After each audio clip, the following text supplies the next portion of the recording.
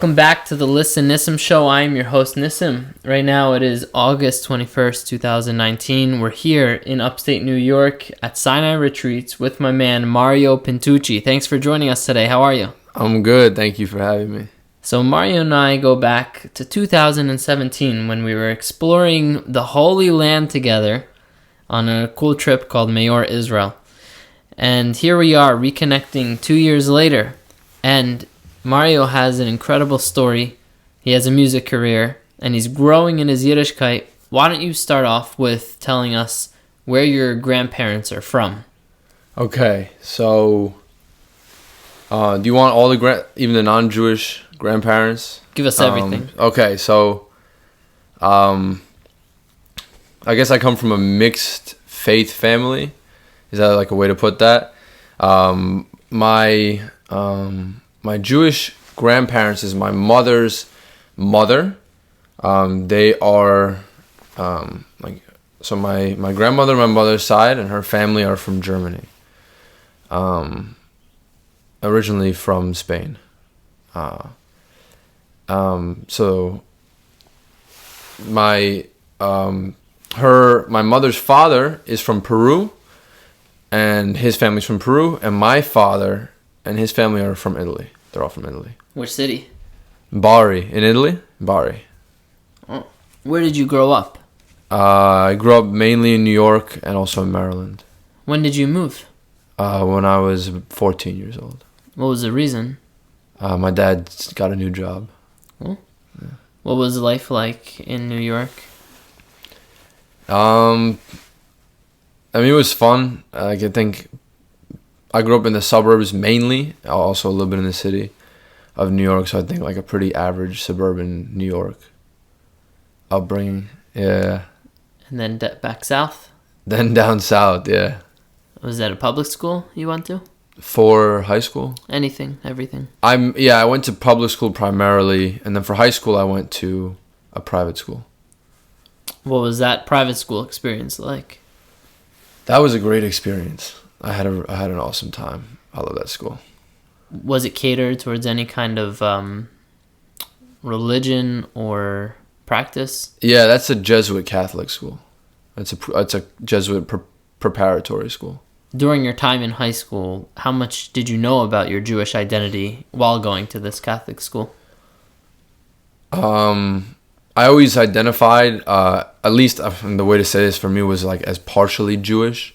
You know, at least I had Jewish heritage, but I would mainly, just with my family at the time, really like through my whole upbringing until college, celebrate Hanukkah, Pesach, Rosh Hashanah, and kind of just holidays, those holidays specifically. Were you doing Shabbat? No, I wasn't doing Shabbat. Until?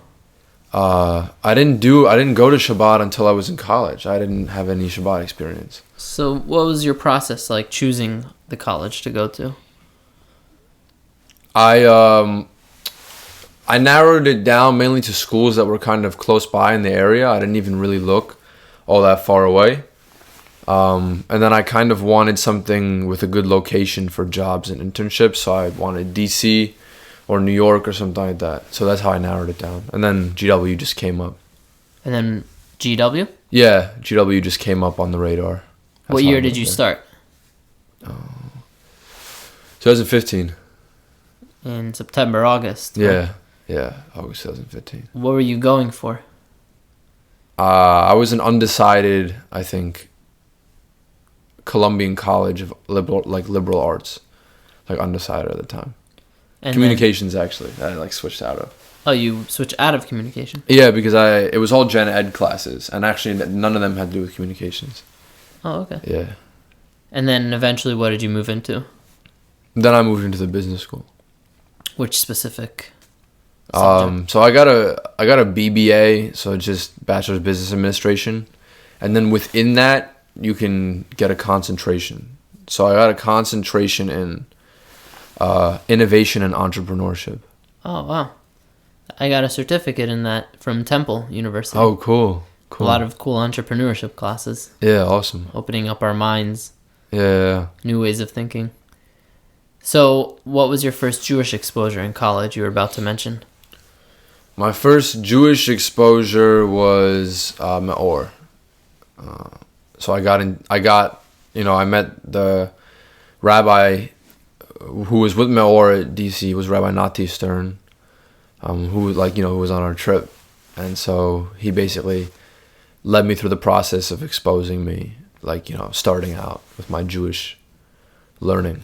Do you remember where you met him first? Yeah, playing basketball. What was that story? He always played basketball. He was there like a bunch, and I didn't know he was a rabbi. And we started talking, just not good to see you, regular stuff. I saw him in the street then when he was promoting Maor at a table, because one of our organization fairs. And I was like, whoa, you're a rabbi. He's like, are you Jewish? And then we started talking about it. And he was actually, him and one other rabbi on campus, one of the Chabad rabbis. Them two were the first that were so I know that you're Jewish basically because my mother's mother is Jewish. But it's still I just thought that it meant I had Jewish heritage, so I had no idea of this idea that is this halachically Jewish? Is that the way? I'm actually Jewish, and that I didn't know that. And he kind of told me about that. And then everything was kind of a little bit different since then because I didn't have this perspective on it. Yeah. What's your perspective now? Very different. Because I've done at least some Jewish learning, so it's very different than three or 4 years ago. Just I feel more knowledgeable. I feel like I've been doing more. Doing Mayor. Doing Mayor, yeah. So that year, 2015, is when you met Rabbi Stern? Yeah, actually the next year.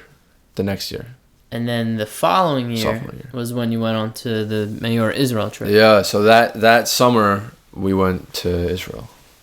Did you do the Maimonides class over there? Yeah, I did. What'd you think about that experience? It was a good introduction, I think. Mm-hmm. I think it introduced me to a lot of ideas for the first time. Were you hesitant at all in the beginning to get into it, to commit too much time, get into something that you might not be interested in? No, actually, I really wanted to try it out. I just wanted to see what would happen. Yeah. Yeah. The stipend was a good incentive, I remember. They said, take this class and you'll get $300. Subsidized trip to Poland. So, what did your family think about you doing all this stuff at the time? They were excited about it. Oh. They were really excited about it. Were you able to, since then, teach your mom anything or update them with some... I definitely update them. I haven't taught them anything. If it comes up in conversation, I'll be like, oh, since you wanted to know, this is actually this. But generally speaking, it's not... I think they're happy about it, but we don't have conversations about the ideas too much. Yeah. Yeah. It's a fine, sensitive balance between teaching or suggesting or not saying anything. Yeah. Hear that. Tell us about your musical background growing up. So my musical background, I am a trained classical violinist. So that's my whole background actually. My whole trained background is in is being a violinist. So there's I did that basically actually for most of my life. So I started out in Suzuki. I did it in New York. I've done both solo lessons and then group stuff, and that's basically been what I was trained in.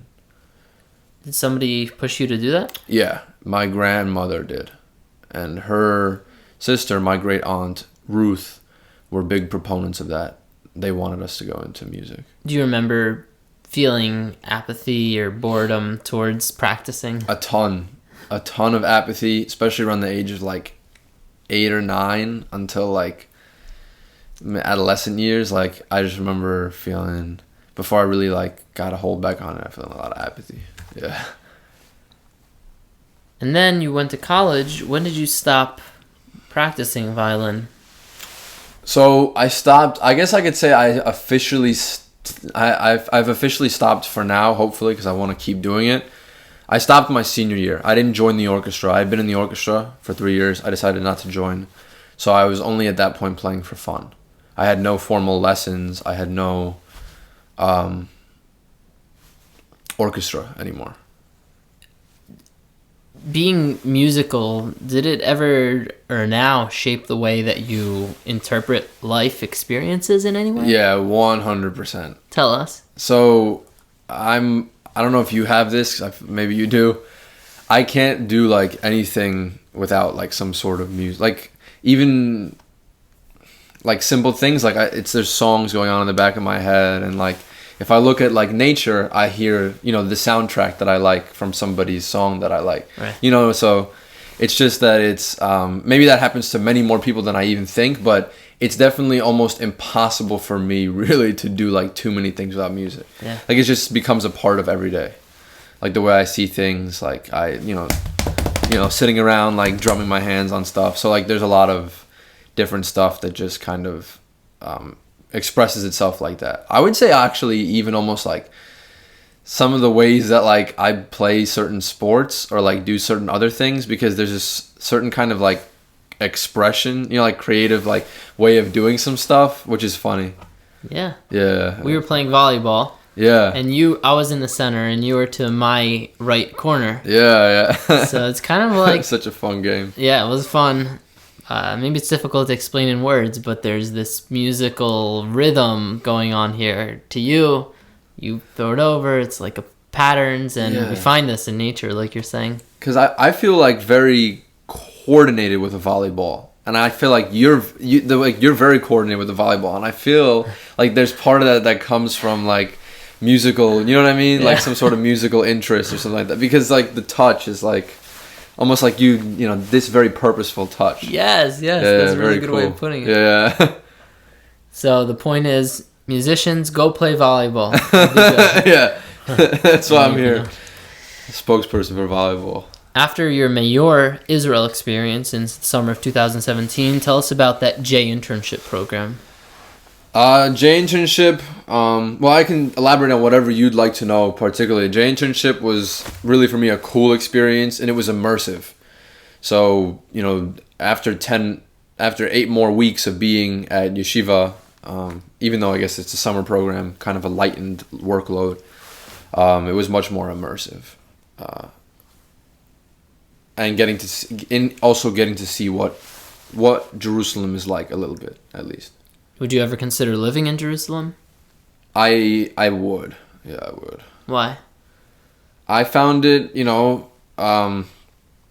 forgive if there's like ignorance on the part of not knowing what's going on, but yeah, I found it to have a beautiful culture, a beautiful place, generally. So definitely, I would never, I don't know exactly, but I wouldn't rule it out for certain. What was your internship like?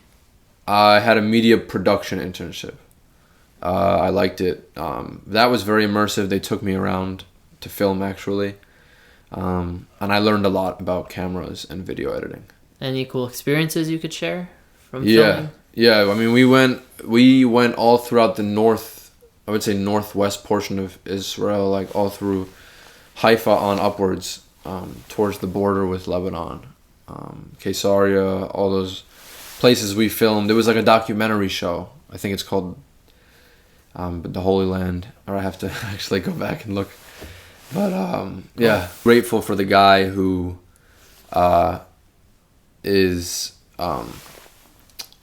whose studio I recorded it at. In DC? Yeah, it's actually in Virginia, but we worked really well together. He's worked with a number of people, so I got that feeling that he was very like ready to hear how I wanted to express myself, and then like assist that, which is like what I was looking for with this song. Let's see if we can hear a quick preview. Okay.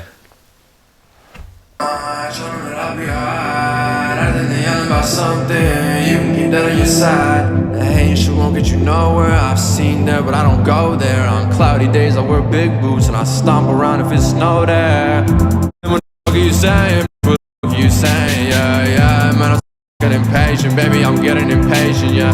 I'm hanging out the window, watching how I make the scene go. I'm trying to kill all my ego, I can't let you f*** up my tempo.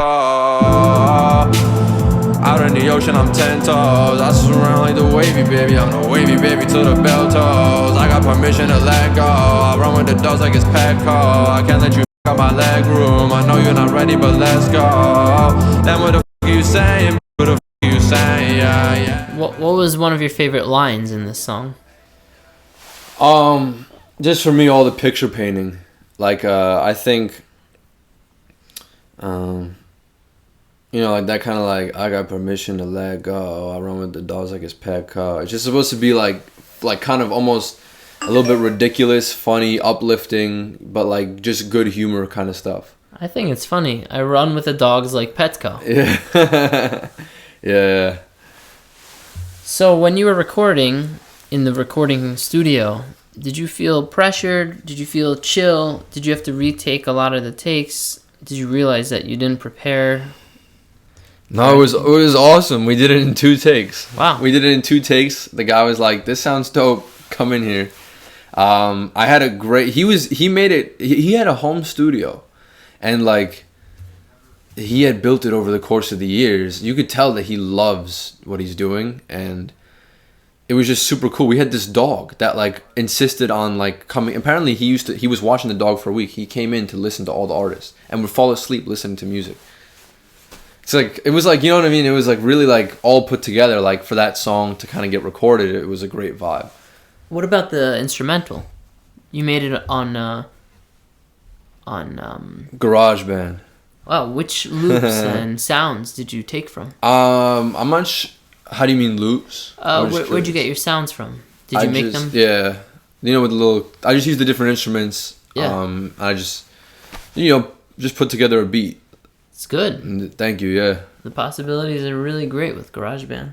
Oh man, like, yeah, I feel like GarageBand is super underrated. Yeah. Super underrated, but maybe not. Maybe not.